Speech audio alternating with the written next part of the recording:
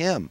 It's all okay as long as we use it, to enjoy our lives, on God's green earth. That's all we're supposed to do is love one another.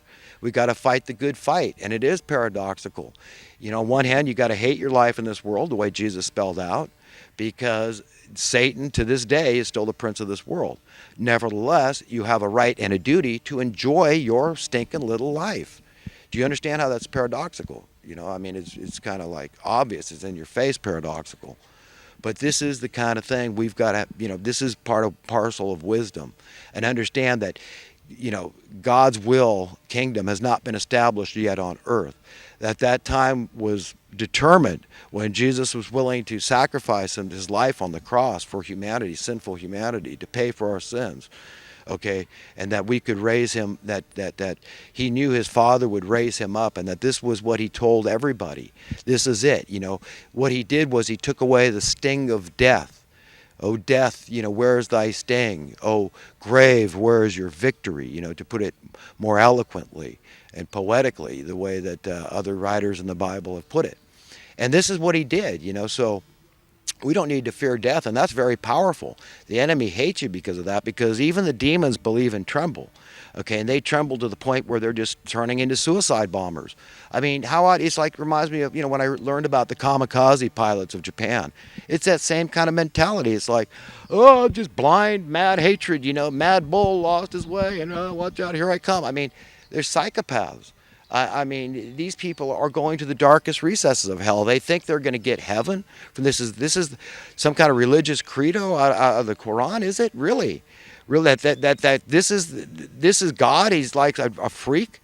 Is this what Muhammad taught? I don't think so. Okay, somebody has to point out where it tells you that you got to go out and do something like this, or if you do it, that this is going to guarantee you a place in heaven, paradise. Okay, that is madness, sheer and utter, unadulterated, whole cloth madness. Okay, because it's not. Okay, God's not stupid. Okay, and that would indicate that God is quite stupid to have that character. That goes against everything that the Bible teaches. Everything. Okay, basically, God hates the soul. The way it's written is the soul of God hates those that love violence. Okay, you've got to detest violence. Okay, just because I'm a pacifist doesn't mean I'm not capable of violence. I am, especially in the name of protecting others and defending other people.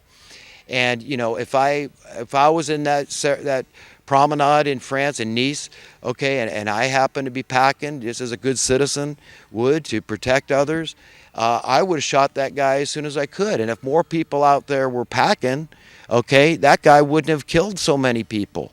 Somebody would have killed him sooner. This guy's a maniac, or this truck's out of control. One way or another, we got to disable this in the name of saving these people. And in the name of what's all that's right and holy and good and proper. You can't do that. I mean, that's why a policeman eventually shot the guy. But, this is it. Even though I'm a pacifist, I'm not a coward. I'm not a jerk. I'm not an idiot. I'm not a pissant. Okay, I'm not a pushover. I'm not a paper tiger. Because the God I serve is a great God, and I'm not afraid to die.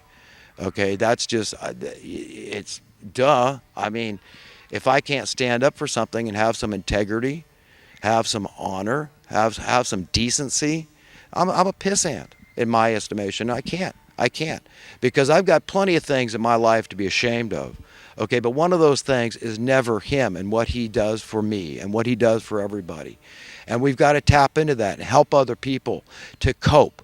And and say, look, yes, love your enemy, but that doesn't mean that you're going to throw yourselves in the maw of the enemy. Like Jesus said, don't throw your pearls before swine, lest they turn and tear you to pieces. It's kind of like this poem that Donald Trump started generating. It's gone viral, really. But Facebook is trying to censor this stuff.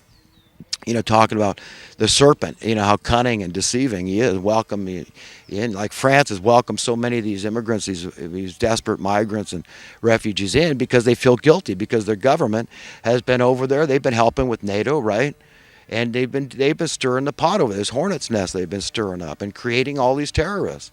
And the goal is, remember, just to create worldwide terrorism and say we need the New World Order to come in through the, Agenda 21 and the UN and all this and just gain control over the entire earth with an international police force, right? So the opposite of what would really be best for the people of the world, which is decentralization. They want to bring in, what they want, like spoiled little murderous children. That's what they are. They don't care. They have blatant hypocrisy, evil, murder, lying, cheating, stealing. They don't care. They've abandoned, apparently, through the evidence, through seeing their fruit. It's rotten. They've abandoned all conscience, all caring, all concern, all integrity, all honor. Nothing. They got nothing. All they're doing is living for this world. This is truly the epitome, the exemplification, the quintessential abandonment of sanity. Okay, that's what it is, and these people, they're just out of their minds. They're huge hypocrites, and the more we take from these people, the more they're going to give, and they're out of their minds. We've got to parent them. Okay, we've got to put our foot down, and we've got to, it's not fun. It's not something you want to do, but at points in life, we've all got to lay down the law at any cost. That means it might cost our own lives to confront these people, but we've got to do it. We've got to say, you know what? We're not going to let you people do this stuff to us anymore. We're saying no.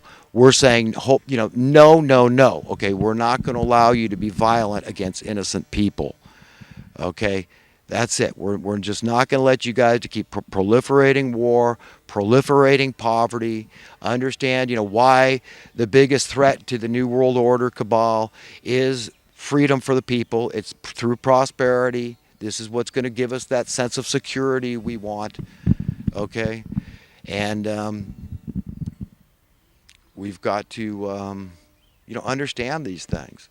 That if we're really on the side of right and justice and mercy, okay, showing mercy, then we have to be on God's side. There is no ifs, ands, or buts. There could be no wavering here, because it's all going to come down. We are being refined, okay, and the fire is hotter than any furnace could ever make it in this world. This is the fire, the flames of the Holy Spirit of truth. It's going to wash through, it's going to burn through, and it's going to melt out all the impurities out of each one of our lives individually and collectively. And those that survive, okay, will inherit the surface of the earth, this renewed earth. And it's going to be where God's will is established when Jesus Christ is ruling over the affairs of men. Well, I wanted to finish up today by just explaining, why prosperity is the biggest threat to the New World Order cabal, and of course, that would include the ISIS bunch too, is because this is how they control us.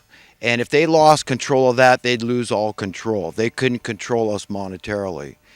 It creates crime, and it creates debt, and it creates dubious war, all in the name of profit. And then the problems are etched in stone. Then there's welfare. We got social welfare programs that spring up. All these jobs revolve around all these social ills, these horrific problems we have in society that could be solved tomorrow if God had his way, if decent humanity had their way. And all these people would be rendered utterly irrelevant. We celebrated 4th of July, Independence Day, 1776 and all that recently. But, I didn't even mention it because I think the spirit has left us. I really do. I think that our forebearers would be appalled at what has become of America. And apparently, obviously, evidently, axiomatically speaking, it didn't take. We don't have our independence anymore.